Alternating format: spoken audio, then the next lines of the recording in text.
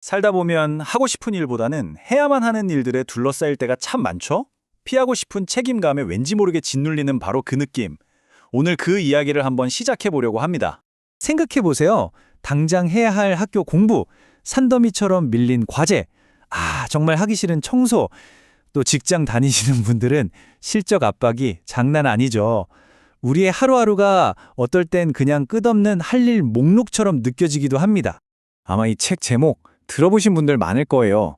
죽고 싶지만 떡볶이는 먹고 싶어. 와, 이 말만큼 지금 우리의 복잡한 마음을 딱 짚어내는 말이 또 있을까요? 정말 죽고 싶을 만큼 힘든데, 그래도 떡볶이는 먹고 싶은 이 마음. 바로 이 모순적인 감정이야말로 우리가 매일 마주하는 스트레스의 진짜 얼굴일지도 모릅니다. 바로 그런 작은 긴장들, 이 정도는 괜찮겠지 하고 무시했던 사소한 스트레스들이요. 해결되지 않고 그냥 방치되잖아요. 그럼 이게 꼭 방구석에 쌓이는 먼지 같아요. 처음엔 잘 보이지도 않죠. 근데 이걸 그냥 내버려 두면 어느샌가 뽀얗게 쌓여서 손대기도 싫어지잖아요. 스트레스가 딱 그렇습니다. 결국 우리 삶 전체를 무겁게 짓누르게 되죠. 자, 이렇게 감당하기 힘든 폭풍 같은 상황에 닥쳤을 때 우리 앞에는 딱 두 가지 길이 놓입니다. 하나는 도망치는 길, 그리고 다른 하나는 맞서는 길이죠. 지금부터 두 가지 이야기를 통해서 이 선택이 각각 어떤 결과를 가져오는지 한번 따라가 볼게요. 자, 첫 번째 길부터 가보시죠. 바로 회피, 즉 도망치는 길입니다. 아주 오래전 이야기인데요. 요나라는 사람의 이야기를 통해 우리가 문제로부터 도망치면 과연 어떻게 되는지 한번 들여다보겠습니다. 요나한테 떨어진 임무가 뭐였냐면요. 자기 민족을 괴롭히던 원수의 도시, 그 심장부인 니느웨로 가라는 거였어요. 아니, 생각해보세요. 이건 목숨 내놓으라는 얘기잖아요? 상상만 해도 정말 끔찍했을 거예요. 보세요. 요나의 계획이 이랬습니다. 1번, 어려운 임무를 받는다. 하기 싫죠? 2번, 그래서 정반대 방향으로 도망간다. 마침 배도 딱 있겠다. 뱃삭도 있겠다. 모든 게 완벽해 보였어요. 3번, 그럼 이제 평화가 올 거라고 기대한다. 그런데 결과는 뭐였죠? 4번, 네, 바로 폭풍이었습니다. 회피라는 게 얼마나 잘못된 계산인지 아주 명확하게 보여주죠? 그러니까 핵심은 이거예요. 도망친다고 해서 문제가 해결되던가요? 아니죠. 평화를 얻기는커녕 자기 혼자도 아니고 죄 없는 뱃사람들까지 전부 다 죽을 뻔한 훨씬 더 큰 폭풍 속으로 끌고 들어가 버린 겁니다. 자, 그럼 반대의 경우는 어떨까요? 도망치는 대신에 그 문제에 정면으로 맞서는 길 말입니다. 이제 완전히 다른 선택을 한 여인의 이야기로 넘어가 보겠습니다. 이 길은 우리를 어디로 데려가는지 한번 보시죠. 이번엔 한 여인의 이야기인데요. 솔직히 말해서 이분의 상황은 요나보다 훨씬 더 안 좋았어요. 무려 12년 동안 병으로 고통받았고 당시 율법에 따라 부정한 사람으로 낙인 찍혀서 완전히 격리됐죠. 치료하려고 가진 돈은 다 써버렸고요. 정말 남은 거라고는 희망 하나뿐인 말 그대로 벼랑 끝에 선 상황이었던 겁니다. 그런데도 이 여인은 포기하지 않았어요. 행동하기로 결심한 거죠. 아마 두려웠을 거예요. 사람들이 자기를 어떻게 볼까? 밀쳐낼까? 그런데도 자기가 들었던 그 유일한 희망을 향해서 그 수많은 사람들을 뚫고 나아간 겁니다. 작지만 정말 적극적인 한 걸음이었죠. 그리고 마침내 그토록 바라던 순간이 왔습니다. 간절한 마음으로 손을 뻗어서 그의 옷자락을 붙잡았어요. 지난 12년의 그 끔찍한 절망의 고리를 끊어내는 정말 용기 있는 단 한 번의 행동이었습니다. 결과는요?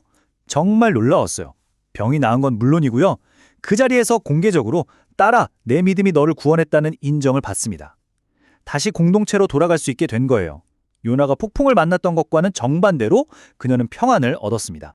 자, 이제 두 길을 한번 나란히 놓고 보죠. 정말 흥미롭지 않나요? 요나의 길은 회피였고 그 결과는 더 큰 문제였습니다. 반면 이 여인의 길은 직면이었고 그 결과는 치유와 평안이었죠.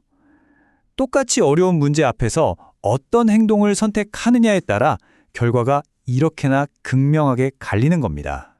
좋아요. 그럼 이 두 가지 이야기를 우리 삶에 어떻게 적용해 볼 수 있을까요? 우리도 살다 보면 정말 압도당하는 기분을 느낄 때가 많잖아요.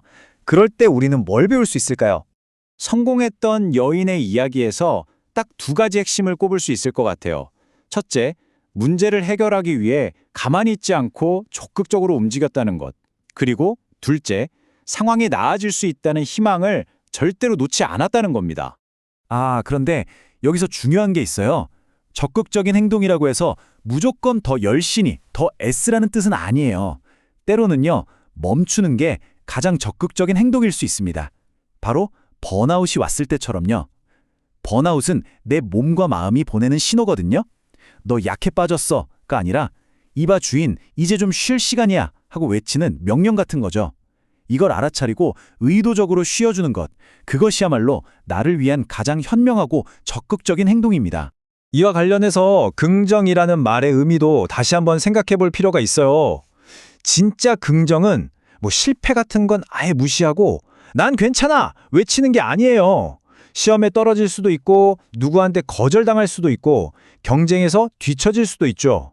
그럼에도 불구하고 나의 가치 자체가 사라지는 건 아니라는 걸 믿고 인정해 주는 것. 그게 바로 진짜 긍정입니다. 그리고 이 모든 이야기의 가장 마지막에는요. 이 모든 걸 가능하게 하는, 우리를 단단하게 붙들어주는 어떤 근원적인 힘에 대한 메시지가 있습니다. 그건 바로 우리가 결코 혼자가 아니라는 약속입니다. 성경에서는 이걸 보혜사라고 표현하는데요. 영어로는 헬퍼, 말 그대로 돕는 자라는 뜻이에요. 내 힘만으로는 감당하기 힘든 그 싸움의 순간에 내 곁에서 함께하며 돕는 존재가 있다는 것. 정말 강력한 믿음이죠. 이 마지막 구절을 보세요. 우리가 마주하는 그 폭풍이 우리를 심판하고 벌주기 위한 게 아니라는 걸 분명히 말해줍니다.